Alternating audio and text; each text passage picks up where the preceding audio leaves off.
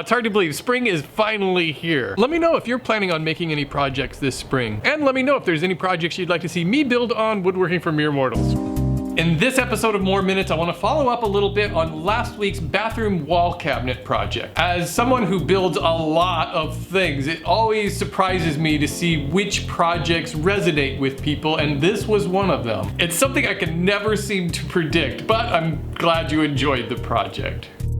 Every time I use this shelf pin jig, I get a few people asking me about it, and so I thought I would show it to you in a little bit more detail. There are other jigs and other ways to align the holes in the sides of cabinets. The trick is to make sure that they're all even and level. If one of them is slightly off, your shelf will wobble a little bit. The cheapest method I've seen is to use pegboard, and those holes are all spaced equally apart. You can clamp it down to drill holes. I've never had a whole lot of luck with that method. This jig is made by Craig. Again, they're not a sponsor of the show, I just like this jig. So this is actually two separate jigs that you can screw together. I like having it long like this so I don't have to keep moving it. On the back, it's got this special compartment that holds the special drill bit, and it's got this little peg insert thing. The drill bit has this adjustable collar to set the depth. I always drill shelf pin holes in 3/4 inch lumber, so I never have to reset that. There's a lip on one side that'll grab a hold of the edge of the board you want to screw into. Usually I drill these holes once the cabinet is already assembled so that I have a base to push this up against. So let's say this is one of the sides of a cabinet that you want to drill holes into. You don't want your holes to start all the way at the bottom or continue all the way to the top because you don't want shelves that far down. Usually your shelves will start somewhere up in here, and then your holes will adjust in that region. Line this up against the bottom of the cabinet. The first hole for a shelf would be, say, right around here. That collar stops the drill from going all the way through the board. Then to continue that pattern of holes up the board, I can slide this over and drop this special pin into one of those holes. And that lines them all up perfectly. And continue drilling more holes.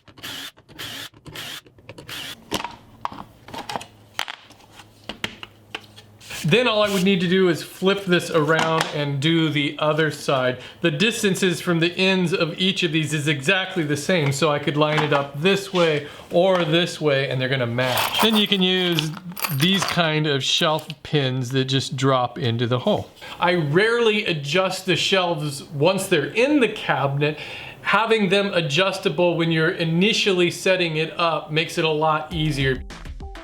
A few people asked me about the hanging system I used on the cabinet, the French cleat, and is it secure? Is there a chance that the cabinet can fall off the wall? I think a French cleat is the best way to hang anything on a wall, especially heavy objects like cabinets. I use French cleats whenever I can. For instance, all of the cabinets in my shop are hanging on French cleats. I can use these tool holders as examples. Imagine this piece is against the wall. Anything that you hang on it drops down into that 45-degree bevel. Imagine the weight of a cabinet on it, there's no way it's coming off. Another benefit to using French cleats is that it makes cabinets easy to hang, especially by yourself. All you need to do is attach the cleat part to the wall, level it however you want, and then you can just drop the cabinet right down onto it. Mr. John wants to know if it bothers me to look at that French cleat every time I open the cabinet.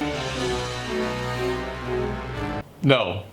A lot of people were confused whether I was using a stain or a paint on the cabinet, and it's paint. This is interior latex wall paint. Finally, Joe and a few other viewers wanted to know why I didn't finish or paint the inside of the cabinet.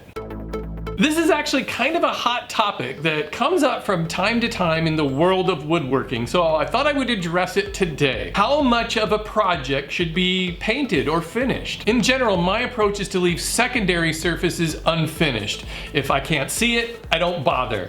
For instance, the back of a cabinet or even the top of it if it's too high to be seen, or say the underside of a tabletop. I don't usually bother applying finish to the insides of cabinets or even drawers. My bathroom vanity and the wall cabinet are left unpainted inside. Both of these pieces are in our guest bathroom, and it's unlikely a guest will open the doors on either one of them. And if they do, I doubt that an unfinished surface will give them some sort of a negative reaction. Of course, one of the main benefits of painting or applying any finish to wood is to protect it from moisture. Obviously, any outdoor furniture needs to be completely finished or painted on all surfaces to help prolong its life as it's exposed to the elements. But the shower in our guest bathroom is used maybe once a year, so moisture isn't a huge concern, but the visible surfaces would be the most vulnerable ones anyway. One very good reason to be more careful and thorough when applying finish is if you intend for a piece of woodworking to last for generations, if you're making something that you intend to be an heirloom. I don't believe this is always a necessary goal with woodworking. Ensuring that a project will withstand the test of time is rarely a goal of mine. I kind of have a limited attention span, and I like to change things around in my home. And realistically, I would imagine that in 10 years or less, I'll grow tired of that bathroom cabinet and I'll want to build something new. Most likely I'll tear it apart and hopefully I'll reuse the wood for something else, maybe even a new cabinet. But I totally understand why many people feel better finishing all the surfaces of a project. It certainly won't hurt. I'd love to hear from you in the comments. Do you finish all the parts of a project or just the visible ones? Or do you make that determination for each project separately depending on where and how it's going to be used? How about your shop cabinets and furniture? The only reason my cabinets are painted is because I like the bright colors and they make me happy in my shop. Let me know whatever thoughts you have down below on painting and finishing secondary surfaces. Thanks for watching, everybody. Oh, and I wanted to remind you that I'm not gonna have a regular project video this Friday. Wyatt is home for spring break, and so we are going to be doing fun stuff. See you guys later.